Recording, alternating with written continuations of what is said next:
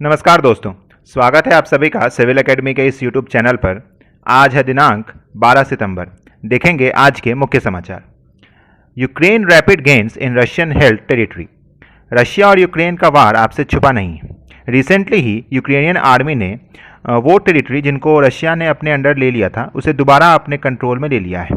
Plus Russian troops को भी north side की ओर पुश कर रहे हैं। यूक्रेनियन प्रेसिडेंट जो वोलोदिमीर जेलेंस्की हैं, उन्होंने कहा कि आने वाला विंटर एक टर्निंग पॉइंट के रूप में सिद्ध होगा, जो कि डेफिनेटली यूक्रेन के डी ऑक्यूपेशन में हेल्प करेगा। ऑक्यूपेंट्स भाग रहे हैं। हमारे पास और ज़्यादा हथियार होते तो हम उनको जल्द ही भगा पाते, बट फिर भी यूक्रेन के लिए बहुत सारे चैलेंजेस दिख रहे हैं। फिलहाल जेलेंस्की के सामने टारगेट है यूरोप को एक सूत्र में पिरो कर रखना, क्योंकि आर्म्स और मनी तो वहीं से मिल रहे हैं। अब देखो, रशिया से जो गैस सप्लाई है वो बंद होने के कारण एनर्जी क्राइसिस पीक पर है यूरोप में।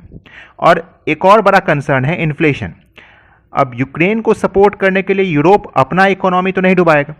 इन्फ्लेशन को थोड़ा कंट्रोल करने के लिए मान लीजिए वहाँ का जो सेंट्रल बैंक होगा वो इंटरेस्ट रेट बढ़ाएगा।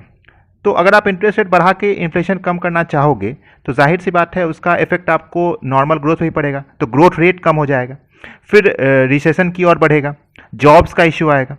तो डेफिनेटली इस पॉइंट पर यूरोप में डिफरेंसेस ऑफ ओपिनियन होंगे। आने वाले दिनों में देखिएगा इस पर डेफिनेटली कुछ ना कुछ आर्टिकल्स आएंगे। पिछले बार अगर आप देखो तो तालिबान काफ़ी न्यूज़ में था, तो अफगानिस्तान के नेबरिंग कंट्रीज़ के बारे में 2022 में क्वेश्चन पूछ लिया गया था। तो एक बार मैप में आप यूक्रेन के बॉर्डरिंग कंट्रीज़ और टचिंग सी को भी देखेंगे।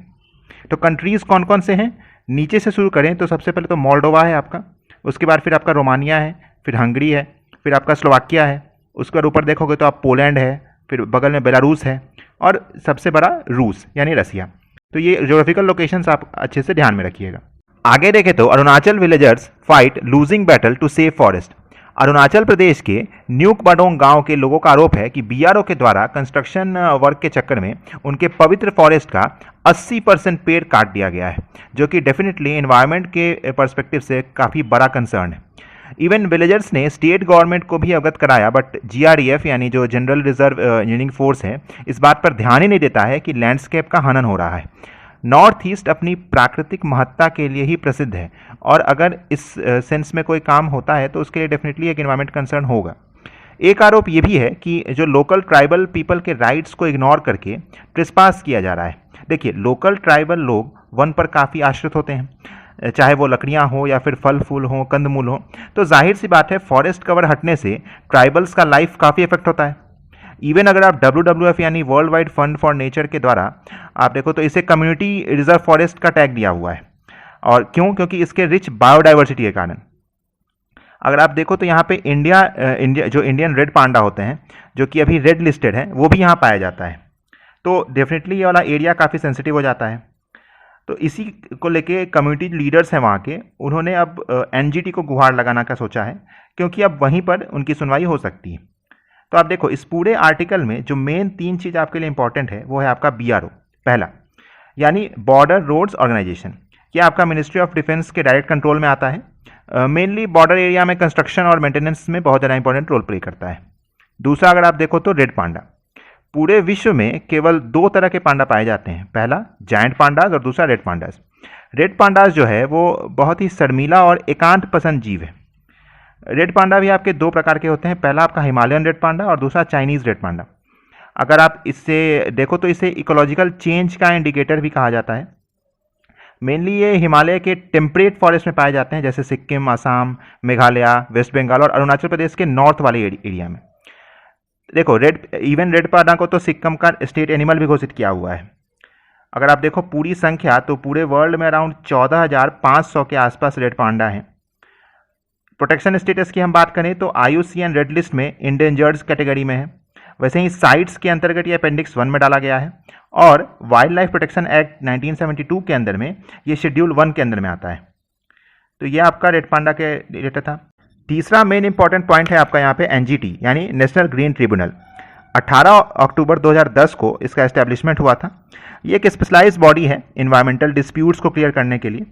अगर आप देखो तो हेडक्वार्टर इसका आपका दिल्ली में है, और भी कई जगह इसके ऑपरेटिंग पॉइंट्स हैं जैसे भोपाल है। तो एनजीटी एक्ट 2010 के तहत इसका एस्टेब्लिशमेंट हुआ था, और इसमें अगर देखो तो स्ट्रक्चर अगर आप इसका देखो तो 3 मेजर पोर्शंस होते हैं। पहला होता है आपका जो चेयरपर्सन, जिसकी नियुक्ति सीजीआई के सलाह से सेंट्रल गवर्नमेंट करती है। दूसरा जुडिशियल मेंबर्स और तीसरा एक्सपर्ट मेंबर्स। तो एनजीटी के स्थापना के साथ इंडिया तीसरा ऐसा देश बन जाता है जिसने स्पेशलाइज इन्वायरमेंटल ट्रिब्यूनल सेटअप कर रखा हो। एनजीटी के पास जो भी केस फाइल होते हैं उसका निपटारा 6 महीने के अंतर्गत हो जाना चाहिए। तो ये आपके कुछ ब्रीफ पॉइंट्स थे एनजीटी के बारे में। नेक्स्ट न्यूज है आपका the Indira Gandhi urban employment guarantee scheme in Rajasthan. आपने मनरेगा का नाम सुना होगा, Mahatma Gandhi rural employment guarantee act. उसी के तरीके राजस्थान में अर्बन एरियाज के लिए एक स्कीम लॉन्च की गई है, IGUEGS यानी Indira Gandhi urban employment guarantee scheme. जो लोग 18 से 60 वर्ष की आयु में आते हैं वो 1 साल में 100 दिनों के लिए रोजगार मांगने के लिए एलिजिबल है। मेन ऑब्जेक्टिव क्या है? तो शहरों में रहने वाले गरीब परिवारों को इकोनॉमिक सपोर्ट प्रोवाइड कराना। देखो, प्रायोरिटी इसमें जो होगा खासकर उनको दिया जाएगा जिन्होंने पैंडेमिक में अपना रोजगार खो दिया हो। आप देखो तो 3.5 लाख लोगों ने अपने आप को पंजीकृत करवाया है इसमें, और फिलहाल 2.5 लाख लोगों को इसमें जॉब कार्ड दे भी दिया गया है। टोटल अगर आप बजट का देखो तो 800 करोड़ का बजट है इस स्कीम के लिए। और इस स्कीम के अंतर्गत अच्छे काम कर रहे लोकल म्युनिसिपल बॉडीज़ को भी राज्य सरकार की ओर से पुरस्कृत किया जाएगा। अब देखो कौन कौन से टास्क करवाए जाने हैं वो आप स्क्रीन पर देख सकते हो, वीडियो पॉज करके आप इसको डिटेलिंग देख सकते हो। आप अगर रेट्स की बात करो तो लेबरर्स को 259 रुपीज़ प्रतिदिन और मिस्त्री को 283 रुपीज़ प्रतिदिन के हिसाब से पेमेंट होगा। मनरेगा के तर्ज पर यह पहला स्कीम नहीं है, और भी राज्यों में ऐसे स्कीम कार्यरत हैं, जैसे केरला का Ayyankali urban employment guarantee scheme, Odisha का उन्नति स्कीम, वैसे ही झारखंड का मुख्यमंत्री श्रमिक योजना और मध्य प्रदेश का मुख्यमंत्री युवा स्वाभिमान योजना। तो ये सारे स्कीम्स आप एक बार ध्यान में रखेंगे। अब आते हैं हम अगले न्यूज़ पर। Third stealth frigate of project 17A Taragiri launch in Mumbai. P17A यानी प्रोजेक्ट 17 अल्फा फ्रिगेट्स, यह आपका इंडियन नेवी के द्वारा 2019 में लॉन्च किया गया था। इसका मेन मकसद था कि एक series of stealth guided missile frigates को बनाया जाए, जो कि मेनली 2 कंपनीज के द्वारा बनाया जा रहा है। पहला आपका MDL यानी मझगांव डॉक शिपयार्ड लिमिटेड, और दूसरा GRS यानी garden reach ship builders and engineers. यहाँ पर 2 वर्ड यूज हुए हैं मेनली, देखिए फ्रिगेट्स और स्टेल्थ। जिन्होंने मेरी डिफेंस टेक्नोलॉजी वाली क्लास की होगी उन्हें ये अच्छे से समझ में आ रहा होगा। दरअसल जब हम वारशिप की बात करते हैं तो 3 कैटेगरी बनाते हैं, पहला कॉर्वेट, दूसरा फ्रिगेट और तीसरा डिस्ट्रॉयर। ये तीनों ही कॉम्बैट शिप्स हैं। जो कॉर्वेट है वो आपका साइज वाइज छोटा होता है और लिमिटेड रेंज के लिए यूज़ होता है। वहीं पर अगर आप फ्रिगेट्स को देखो तो वो आपका कॉर्वेट से थोड़ा सा बड़ा होता है और कॉर्वेट से ज़्यादा रेंज के लिए यूज़ होता है, प्लस ज़्यादा कैरिंग कैपेसिटी भी होता है। कॉर्वेट जनरली हम डिफेंसिव पर्पसेस के लिए यूज करते हैं और frigates defensive as well as offensive, खास करके बिगर शिप्स को एस्कॉर्ट करने के लिए हम इसको यूज करते हैं। स्टिल्थ वर्ड जो है वो आपका स्टील से बना है, स्टील यानी चोरी। तो स्टिल्थ यानी चोरी से निकल जाने वाला या पकड़ा नहीं जाने वाला। ये जो गाइडेड मिसाइल फ्रिगेट्स हैं ये वैसे ही स्टिल्थ डिजाइन से बने हुए हैं। इन पर इस तरह की कोटिंग्स हैं जो कि रडार से ट्रेस नहीं हो सकते हैं। इस प्रोजेक्ट के तहत पहला फ्रिगेट 2019 में लॉन्च हुआ था नीलगिरी, जो कि इस साल के अंत तक कमीशन भी हो जाएगा।